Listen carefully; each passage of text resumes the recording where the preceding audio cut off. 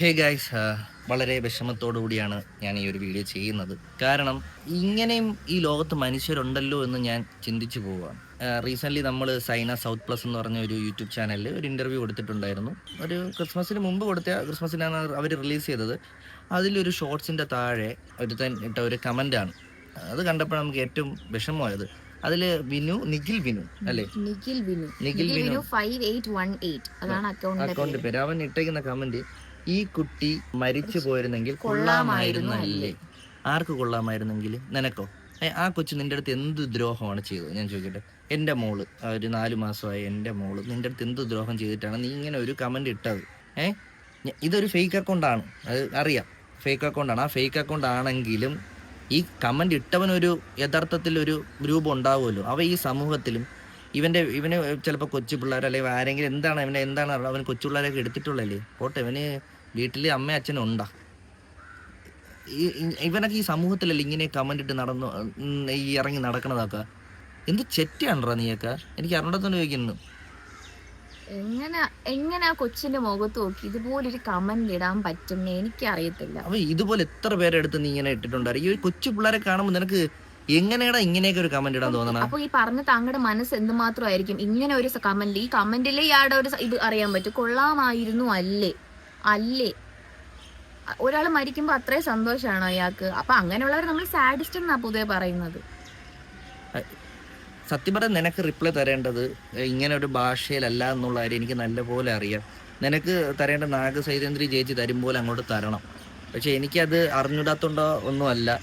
പിന്നെ നമ്മളെ ഈ വീഡിയോസ് ഒരുപാട് ഫാമിലി ആയിട്ടുള്ള ആൾക്കാരും കൊച്ചു പിള്ളേരെ കാണുന്നുണ്ട്. അതുകൊണ്ട് മാത്രം ആണ് സംസാരിക്കാത്തത് ഞാൻ. മനസ്സിലായോ? ഇപ്പോൾ നമ്മൾ പിന്നെ വേറൊരു കമന്റ് കൂടി എന്തോന്ന് അവൻ തന്നെ ഇട്ടേക്കുന്നത്, മണ്ടബുദ്ധി കുട്ടിയാണോ എന്ന്. എടാ, മണ്ടബുദ്ധി ആയാലും ഇപ്പൊ എന്തായാലും, ഇപ്പൊ എൻ്റെ മോക്ക് അങ്ങനെ എന്തെങ്കിലും ഒരു പ്രശ്നം ഉണ്ടെന്നുണ്ടെങ്കിൽ അത് ഈ ഭൂമിയിലോട്ട് വന്ന് അത് നോക്കാനുള്ള ഇത് എനിക്ക് മേയ്ക്കുവാണ്. മനസ്സിലായ? അതിപ്പോൾ എന്ത് തന്നെ ആയിരുന്നാലും. സത്യം പറഞ്ഞാൽ ഈ കമന്റ് ഇട്ടപ്പോൾ നീ അതാണോ എന്നാണ് ഞാൻ ചോദിക്കുന്നത്. അല്ലെങ്കിൽ ഇങ്ങനെ ഒരു ഇത് നീ ഇടൂല. മനസ്സിലായില്ലേ? ഈ മന്ദബുദ്ധി എന്നുള്ളൊരു പ്രയോഗം ഉണ്ടല്ലോ, എനിക്ക് അതാണ് ഒരു ഇതായിട്ട് തോന്നിയത്.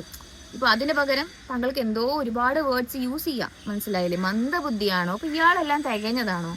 ഫുൾ തികഞ്ഞതാണോ? എന്ത് ചോദിച്ചാലും ഇയാൾ പറയൂ? അതാ എനിക്ക് അറിഞ്ഞൂടാത്തോണ്ട് ചോദിക്കുകയാണ്. ഇപ്പൊ നമ്മുടെ ഫാമിലി അവനവന്റെ അച്ഛന്റെ പേര് പോലും അറിഞ്ഞൂടാത്തവരുത്തായിരിക്കും. അതാണ് പ്രശ്നം. അറിഞ്ഞൂടാത്തവന്മാർക്കാണ് ഈ പ്രശ്നം.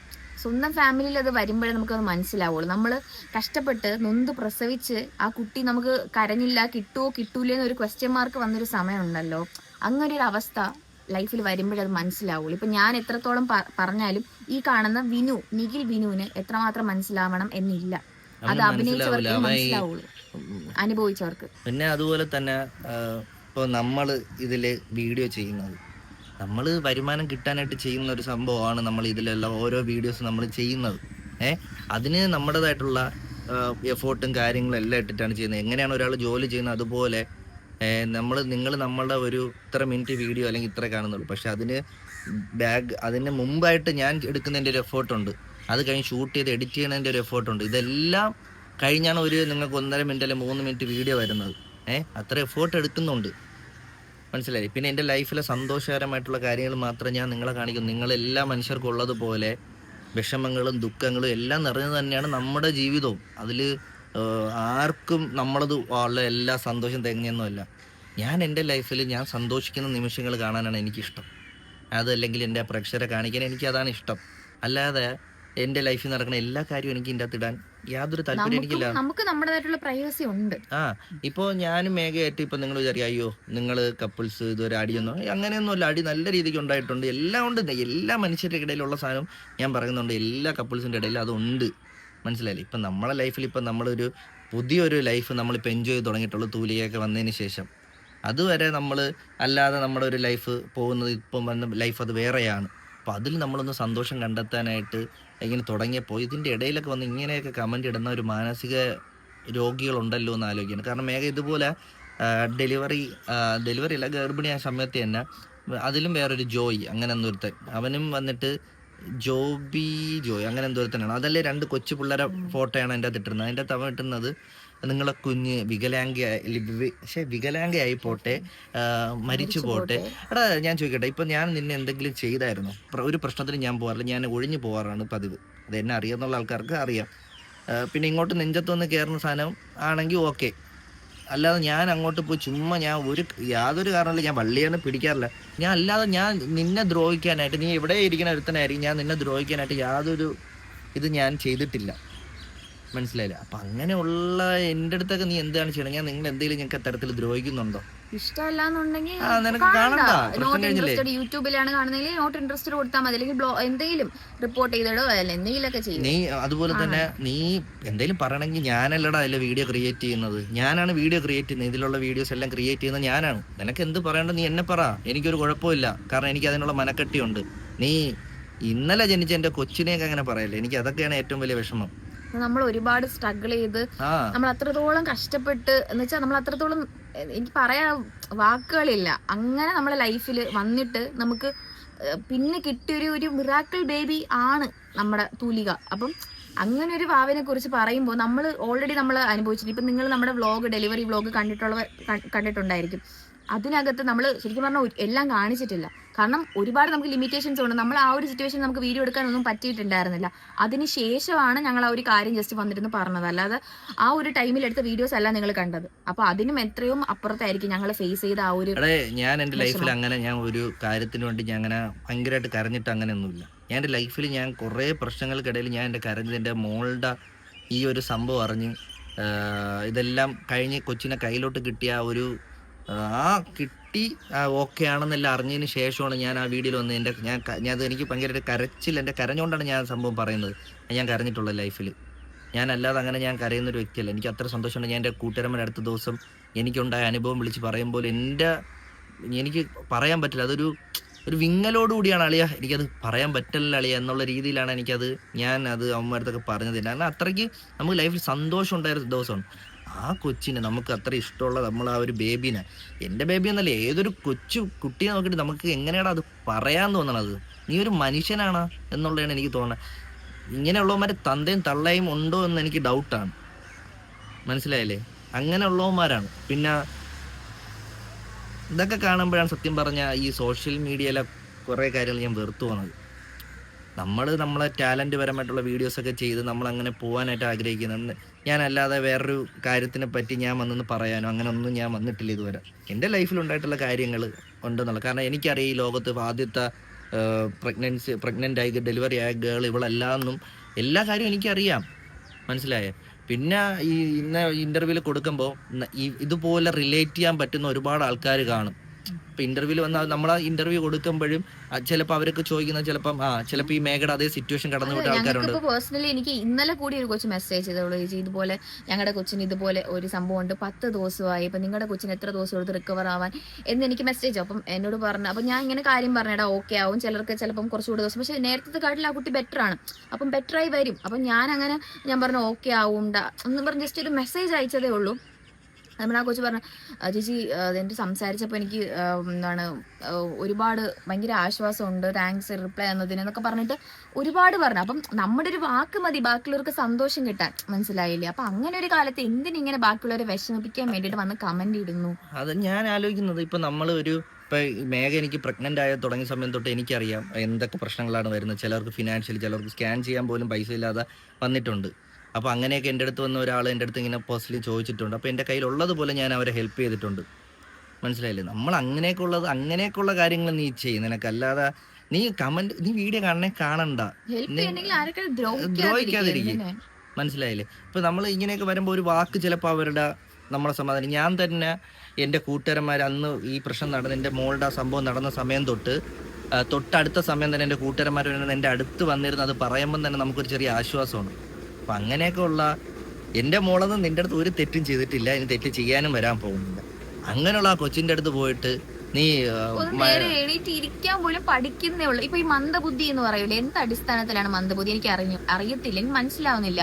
അപ്പൊ ഇയാളിപ്പോ നിഖിൽ വിനു ഉദ്ദേശിക്കുന്നത് ഈ ജനിക്കുമ്പോഴേ എല്ലാം തികഞ്ഞ് നടക്കാൻ പഠിച്ച് വരുന്നു എന്നാണോ? നിങ്ങളുടെ നാട്ടിൽ അങ്ങനെയാണ് എനിക്കറിയാം. നമ്മൾ സാധാരണ മനുഷ്യർ ഉദ്ദേശിച്ചത് മറ്റേ രീതിയിലാണ്. അത് മെന്റലി മറ്റേ പിള്ളേർക്ക് വരുമല്ലോ ചെറിയ അതുപോലെയാണ് അവ ഉദ്ദേശിച്ചിട്ടത്. അങ്ങനെയാണോ എന്നുള്ളത് എനിക്ക് നിന്റെ അടുത്തൊക്കെ സൈരന്തിരി ചേച്ചി പറയുന്നത് നീ അങ്ങ് മനസ്സിലാലോചിക്കുക, അതാണ് മനസ്സിലായി. അല്ലാതെ വേറെ ഒന്നുമില്ല. എല്ലാ ആൾക്കാരും ഈ സോഷ്യൽ മീഡിയയിലൊക്കെ ഇടുമ്പോൾ ഇതൊക്കെ വരുമെന്ന് ആലോചിക്കുക. അപ്പൊ അങ്ങനത്തെ കുട്ടികളെ വെച്ച് വീഡിയോ ചെയ്യുന്നവരുണ്ടല്ലോ, അവരുടെ ഒരു സന്തോഷമാണത്, മനസ്സിലായില്ല? അവരുടെ ഒരു സന്തോഷമാണ്. അപ്പൊ അതിന്റെ ഇടയ്ക്ക് നിങ്ങൾ പോയി ഇങ്ങനത്തെ കമന്റ് അവിടെ ഒന്നും പോയി ദയവേത് ഇടരുതേ. ഇവിടെ ഇട്ടുമ്പോഴേ സത്യം പറഞ്ഞാൽ നമുക്കേ ഇത്രത്തോളം ഫീൽ ആയെങ്കിൽ അങ്ങനെയുള്ളവർക്ക് ഇടുമ്പോൾ എന്തുമാത്രം ഫീൽ ആവും? ആ ഒരു സിറ്റുവേഷനിൽ വരുമ്പോഴേ നിങ്ങൾക്ക് അത് മനസ്സിലാവുള്ളൂ. ഈ പറയുന്ന ആൾക്ക് ഞാൻ എത്ര പറഞ്ഞാലും കാര്യമില്ല, മനസ്സിലാവത്തില്ല. കാരണം തന്തയും തള്ളയില്ലാത്തവന്മാര് ആണ് ഇങ്ങനെ കമന്റ് ഇടുന്നുള്ളൂ. പറയാൻ എനിക്ക് വാക്കുകളില്ല. ഇവന്മാരെ പറഞ്ഞാൽ നമ്മളും കൂടി നാറുന്ന ഒരു അവസ്ഥയാണ്. ആ ലാംഗ്വേജ് തന്നെ നമ്മളും പറയേണ്ടി. അഥവാ അങ്ങനെ പറയണമെന്നുണ്ടെങ്കിൽ നീ എന്നെ പറഞ്ഞു, എനിക്കൊരു കുഴപ്പമില്ല, എന്നെ പറഞ്ഞു. ഇപ്പൊ നമുക്ക് നെഗറ്റീവ് കമന്റ്സ് ഓക്കെ, നമുക്ക് അക്സെപ്റ്റ് ചെയ്യാം. ഇപ്പൊ നമ്മൾക്ക് നെഗറ്റീവ് അല്ലടാ, ഇപ്പൊ നെഗറ്റീവ് ഞാൻ പറഞ്ഞുതരാം. ഇപ്പം ശരി, നമ്മളൊരു വീഡിയോ ഓക്കെ കൊള്ളത്തില്ല, ഞാൻ പലപ്പോഴും ഞാൻ ക്രിക്കറ്റിന്റെ എന്റെ ബാറ്റിംഗ് ശരിയല്ല, എന്റെ ഗ്രിപ്പിംഗ് ശരിയല്ല എന്ന് പല ആൾക്കാരും നെഗറ്റീവ് കമന്റ് ഇടാം. അവരാരെങ്കിലും അതിന്റെ ശരിയായിട്ടുള്ള ഒരു വശം എനിക്ക് പറഞ്ഞു തന്നിട്ടുണ്ടോ? ഇപ്പം നമ്മൾ രക്ഷപ്പെടണമെന്ന് ആഗ്രഹിക്കുന്ന കുറേ ആൾക്കാർ, അത് എനിക്കത് എങ്ങനെയാണ് കളിക്കേണ്ടത് അല്ലെങ്കിൽ എങ്ങനെയാണ് ബാറ്റ് ഗ്രിപ്പ് ചെയ്യേണ്ടത് എനിക്ക് പല ആൾക്കാരും എനിക്ക് പേഴ്സണലി മെസ്സേജ് അയച്ചിട്ടുണ്ട്. കാരണം അവരെനിക്ക് സന്തോഷമുള്ളൂ, കാരണം അവർ നമ്മൾ വളരണമെന്ന് ആഗ്രഹിക്കുന്ന ഒരാൾക്കാരാണ്. എനിക്ക് രണ്ട് മൂന്നാല് ആൾക്കാർ എനിക്ക് അങ്ങനെ മെസ്സേജ് അയച്ചിട്ടുണ്ട്. എനിക്ക് സന്തോഷമുള്ളൂ, അല്ലാതെ ചുമ്മാ കിടന്നിട്ട് അത് ശരിയല്ല ഇത് ശരിയല്ല ഞാൻ ശരിയാക്കളാ അങ്ങനെ അറിയാമെങ്കിൽ പിന്നെ ഞാൻ നേരെ ചെയ്യത്തില്ലേ? അതുപോലെയാണ്. ഇപ്പം നിങ്ങൾക്ക് അങ്ങനെ എൻ്റെ വീഡിയോ ഇഷ്ടമല്ല അല്ലെങ്കിൽ അതിൽ ശരിയാക്കണം എന്നുള്ള കാര്യമുണ്ട്, നിങ്ങൾ പറ, ഞാനത് ശരിയാക്കാൻ ശ്രമിക്കും. അതാണ് നമ്മൾ ചെയ്യേണ്ടത്. ഒരാൾ രക്ഷപ്പെടണം എന്ന് തോന്നണം അല്ലെങ്കിൽ നിങ്ങൾക്ക് വേണമെന്നുണ്ടെങ്കിൽ നിങ്ങൾ തെറ്റ് കണ്ടാൽ അത് ശരിയാക്കാൻ പറഞ്ഞു കൊടുക്കുക, അല്ലാതെ തെറ്റാണെന്ന് പറഞ്ഞു കൊടുക്കുക. പ്രഗ്നൻസി സമയത്ത് നമുക്ക് ബോഡി ഷേമിക്കുന്ന ഒരു സാധനം എനിക്കുണ്ടായിരുന്നു. ഞാൻ ഡെലിവറി ആയിരുന്ന സമയത്ത് കമന്റ് ഇടായിരുന്നു, അയ്യോ തടിച്ചു കൊഴുത്തു പോയല്ലോ, അങ്ങനെ പോയല്ലോ, ഇങ്ങനെ പോയല്ലോ. അതൊക്കെ വന്നാലേ എനിക്ക് ഇത്രത്തോളം ഫീൽ ഓക്കെ. കാരണം ഞാൻ ലൈഫ് ലോങ് ഇങ്ങനെ ഞാൻ കഴിച്ചുണ്ടാക്കിയതല്ല, മനസ്സിലായില്ലേ? ഞാൻ ഡെലിവറി എന്ന് പറയുന്ന സാധനത്തിൽ എന്റെ കൊച്ചിന് വേണ്ടിയിട്ട്, മനസ്സിലായി, ഒരു ജീവൻ നമ്മൾ വളർത്തിക്കൊണ്ട് വരുവാണ്. അത് ഈസി ആയിട്ടുള്ളൊരു കാര്യമല്ല. അത് നിങ്ങൾ പ്രസവിക്കാത്തത് മേ ബി അറിയത്തില്ല, അത് ഡെലിവറി കഴിഞ്ഞവർക്ക് അറിയാൻ പറ്റും. പിന്നെ അതുപോലെ നിങ്ങൾ വിചാരിക്കും പോലെ ഇപ്പൊ വണ്ണം വെച്ചു അത് ചെയ്തു, മനുഷ്യ ശരീരം എന്ന് പറയുന്നത് ഒരു മിറാക്കിളാണ്. അത് നമ്മൾ വിചാരിച്ചാൽ എങ്ങനെ വേണം നമുക്ക് ആക്കാൻ പറ്റും, മനസ്സിലായ? അല്ലാതെ ഈ ചുമ്മാ കിടന്ന് താളം വിടാൻ മാത്രമേ കുറെ പേർക്ക് അറിയാവൂ. നാളെ എനിക്ക് വണ്ണം കുറയ്ക്കണം, എനിക്ക് ആ ഒരു സാഹചര്യം വരണമെങ്കിൽ ഞാൻ കുറയ്ക്കും. അത് എന്റെ ഡിപ്പെൻഡ് ആണ്. ഞാൻ എന്റെ മിറർ നോക്കുമ്പോൾ ഞാൻ എങ്ങനെ എന്നെ കാണാൻ ആഗ്രഹിക്കുന്നു അതുപോലെ ആയിരിക്കും ഞാൻ. അപ്പൊ എന്നെ പറയുന്നത് ഓക്കെ, ബോഡി ഷേമിങ് ഞാൻ ഒരുപാട് കേട്ടു, ഫൈനാണ്. പക്ഷെ ഈ ഒന്നും അറിയാത്ത ഈ കമന്ന് തുടങ്ങിയിട്ടേ ഉള്ളൂ അവള്. അങ്ങനത്തെ ഒരു കുഞ്ഞിനെ ആ മുഖത്ത് നോക്കിയിട്ട്, ആ മുഖം നിങ്ങൾ എല്ലാവരും എന്റെ കൊച്ചിനെ കണ്ടിട്ടുണ്ടെന്ന് എനിക്കറിയില്ല, ഞങ്ങൾ ജസ്റ്റ് ആ ഫേസ് ഒന്ന് വീഡിയോ എടുത്തൊന്ന് നോക്കി ഞങ്ങളുടെ രണ്ടുപേരുടെ അക്കൗണ്ടിലുണ്ട്. ഓക്കെ ആ ഒരു ഫേസിൽ ആ കൊച്ചിനെ കണ്ടിട്ട് എങ്ങനെ ഇങ്ങനെ പറയാൻ തോന്നുന്നു? എന്റെ കൊച്ചിനെ മാത്രമല്ല, ഒരു കൊച്ചിനെ നീ നോക്കിയിട്ട് ഒരു പറയാൻ നിൽക്കരുത്, മനസ്സിലായി? വേറൊരു ഇൻഫ്ലുവൻസറിനും ഇതിലും അയ്യോ കൊച്ചിന് ഇതുണ്ട് കേട്ടോ, കൊച്ചിന് അതുണ്ട് കേട്ടോ. നിങ്ങളാണോ ഡോക്ടേഴ്സ്? അവർക്കറിയാം, അവരുടെ അച്ഛനും അമ്മയ്ക്കും ആ കുട്ടിയുടെ അച്ഛനും എല്ലാ മനുഷ്യരും കുറവുണ്ടടാ, എല്ലാ മനുഷ്യരും കുറവുണ്ട്. ഒരു തരത്തിലും മറ്റു തരത്തിലും മനുഷ്യന് കുറവുണ്ട്. ഇപ്പൊ നമ്മളൊരു കൂട്ടുകാരൻ എന്തെങ്കിലും കാര്യത്തിൽ ഒരു കുറവുണ്ടെങ്കിലോ അവന് അങ്ങനെ കളിയാക്കി തുടങ്ങുമ്പോൾ അവൻ എന്തുമാത്രം വിഷമം ഉണ്ടാവും അറിയാമോ? അതുപോലെയാണ് എല്ലാ മനുഷ്യരും കുറവുണ്ട്. ഒരു കമന്റ് കണ്ട സമയത്തും അത് പറഞ്ഞാൽ ഞാൻ ഇന്നലെ ഉറങ്ങിയിട്ടില്ല.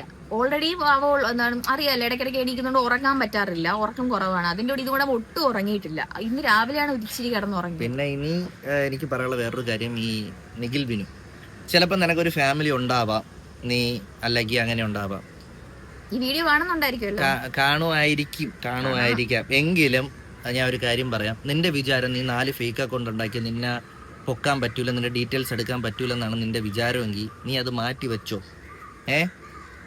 നീ എവിടെയുള്ളതാണ്, നീ എന്ത് ചെയ്യണം എന്നുള്ളത് വരെ നമുക്ക് തൂക്കാൻ പറ്റും. എന്നെ കൊണ്ട് അത് ചെയ്യിക്കില്ല. അത് ചെയ്യിച്ചു കഴിഞ്ഞാൽ നിനക്ക് നാണക്കേടാണ്. ഞാൻ അങ്ങനെ തുനിഞ്ഞിറങ്ങി കഴിഞ്ഞാൽ നിന്നെ ഞാൻ ഈ പബ്ലിക്കലി ഞാൻ കൊണ്ടുവരും, മനസ്സിലായ? ചിലപ്പോൾ നിന്റെ ഫാമിലി നിനക്ക് മക്കളുണ്ടായിരിക്കാം, ചിലപ്പോൾ ആരെങ്കിലും കൊണ്ട് എല്ലാവർക്കും നാണക്കേടാവും. അതുകൊണ്ട് ദൈവത്തെ ഓർത്ത് എന്നെ കൊണ്ട് ചെയ്യിക്കില്ല. കാരണം എനിക്ക് ഒരു വള്ളിയുടെ താല്പര്യമില്ല. നമ്മൾ ഇങ്ങനെയൊക്കെ ചെറിയ ലഘു ജീവിതം നമ്മൾ ജീവിച്ചങ്ങ് തീർത്തോളാം, ഒരു വള്ളിക്കും താല്പര്യമില്ല.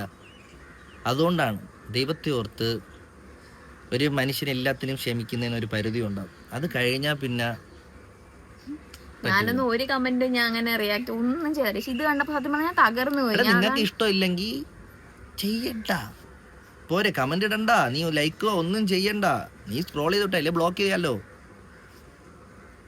എന്താ പറഞ്ഞിട്ട് കാര്യമില്ല. തന്തയും നല്ല തന്തയ്ക്കും നല്ല തള്ളയ്ക്കും ഇല്ല. എല്ലാ ആൾക്കാരും പാവങ്ങളാണ്. ഈ തലതെറിച്ച അവനൊക്കെ പോലെയുള്ളവന്മാര് പറഞ്ഞിട്ട് കാര്യമില്ല. എനിക്ക് നാഗസൈലന്ദ്രി ചേച്ചിയുടെ വാക്കുകളാണ് എനിക്ക് ഇവിടെ ഓർമ്മ വരുന്നത് നിന്നിൽ പറയാനായിട്ട്. അപ്പോൾ അത് എന്നെ സംഭവം. അപ്പോൾ ഇത്രയേ ഉള്ളൂ ഗൈസ്. ബൈ.